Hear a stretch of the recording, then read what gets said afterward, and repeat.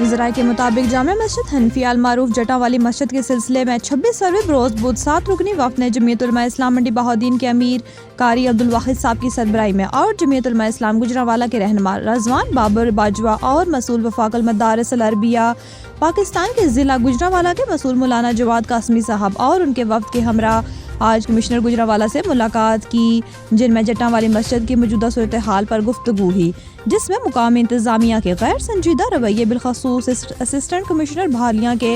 इंतहाई गैर जिम्मेदाराना रवैये का भी तज़किरा हुआ, जिस पर कमिश्नर गुजरांवाला ने ज़िली अमीर कारी अब्दुल वाहिद